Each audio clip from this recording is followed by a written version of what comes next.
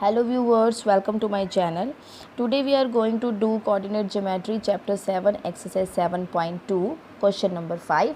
Guys, अगर आपने मेरा चैनल अभी तक सब्सक्राइब नहीं किया तो please subscribe to my channel and press the bell icon, जिससे गाइज आपको डेली अपडेट्स मिलती रहें और नोटिफिकेशन भी मिलता रहे।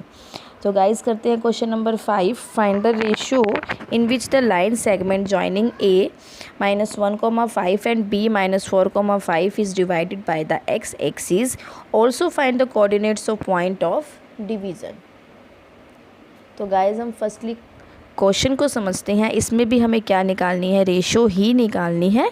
ठीक है गाइज, मीन्स m1 m2 ही फाइंड आउट करना है। एंड इसमें a और b पॉइंट गिवन है जो डिवाइडेड बाय एक्स एक्सिस। तो गाइज इसमें क्या कहता है, a और b हमारे पास दो पॉइंट हैं, a भी दो पॉइंट है, a है -1,5 एंड b है 4,5 -4,5 एंड 1,5 है, जो डिवाइड होता है किससे, बाय एक्स एक्सिस से। देखिए गाइज, एक्स एक्सिस पर अब जानते हैं कि कोऑर्डिनेट्स क्या होते हैं। एक्स एक्सिस पर हमारे कोऑर्डिनेट्स होते हैं x, 0। डिवाइड किससे कर रहा है, एक्स एक्सिस से, बट वो तो p के ही कोऑर्डिनेट होंगे ना, जो डिवाइड करता है 2 सेक्शन में। ठीक है गाइज, अब उसके बाद p आ गया। अब रेशो निकालनी है m1 m2। Same fourth question की तरह ही हम इस क्वेश्चन को भी करेंगे। तो हम क्या लिखते हैं, हम सोल्यूशन पे आते हैं। अपने सोल्यूशन में हम लिखते हैं लेट रिक्वायर्ड पॉइंट जो है p, required point on x axis is p जो है x, 0 है। Late required point on x axis is p x of 0, 0 which divides the line segment, which divides the line segment joining the points a है -1,5 and b -4,5 in the ratio, क्या ratio है, m1 and m2, sorry m1 ratio m2। ठीक है guys, अब उसके बाद similarly bisection formula से हम इसे करेंगे। तो हम कर लेते हैं, देखिए x, 0। अब अगर हम x का निकालते हैं तो हमारे पास जो है कुछ इक्वेशन आ जाएगी।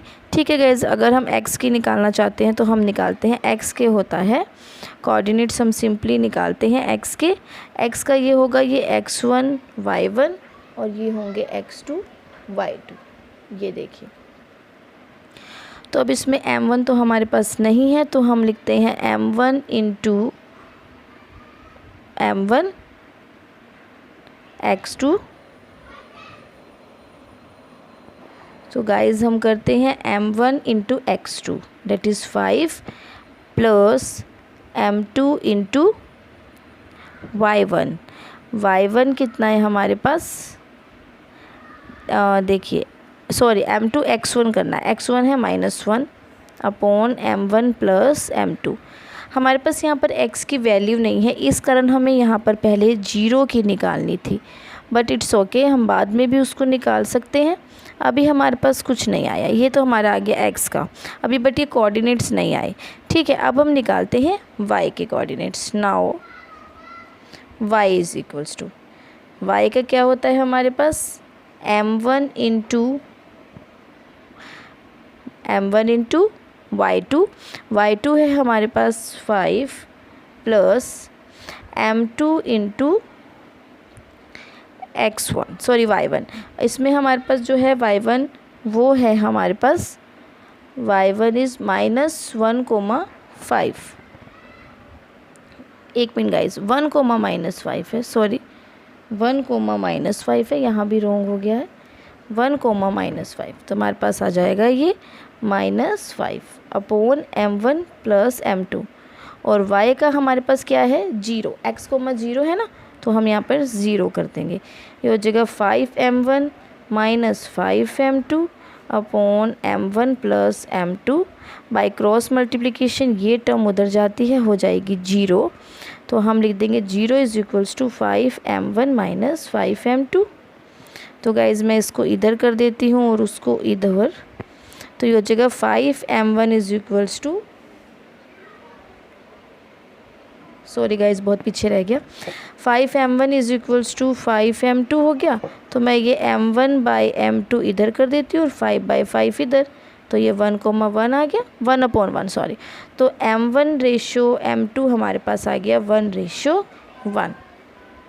ठीक है गाइज़, हमारे पास m1 और m2 कितनी आ गई 1:1। तो हम क्या करते हैं, इसमें m1 और m2 की वैल्यू पुट कर लेते हैं। तो हमारे पास क्या आएगा, मैं आपको यहीं पर ही करके दिखा रही हूँ x की। m1 भी हमारे पास 1 है और m2 भी 1 है और ये 1 + 1 that is 5 - 1/2 that is 4/2, sorry यहाँ पर प्लस हो गया, 6/2 that is 3। 5m1 minus minus plus 5 + 1 6/2 3। तो ये x की हमारी 3 आ रही हैं। वेट गाइस, देखिए गाइस यहाँ पर हमें x2 का लेना था ना, तो यहाँ पर मुझसे ही गलती हुई है, ये यहाँ पर -4 आना था। तो यहाँ पर आएगा -4m1 -4 दैट इज़ -4 + 1 जो है हमारे पास 3/2 आ जाएगा। तो हमारी x की वैल्यू आ गई 3/2। गाइज़ आप इसको इक्वेशन 1 करके आप सेकंड में पुट कर लीजिएगा, ठीक है। तो आप यहाँ पर क्या करना, m1 m2 की वैल्यू आप लिखना, putting value of m1 m2 in equation 1। तो यहाँ पर हमारे पास 3/2 आ गया, किसका, माइनस का, माइनस ऑफ 3/2 आ गया एंड m1 m2 रेशो भी आ गई। अब वो लास्ट में कह रहे हैं find the coordinates of point of division. हम लास्ट में लिखते हैं हैंस द कोऑर्डिनेट्स ऑफ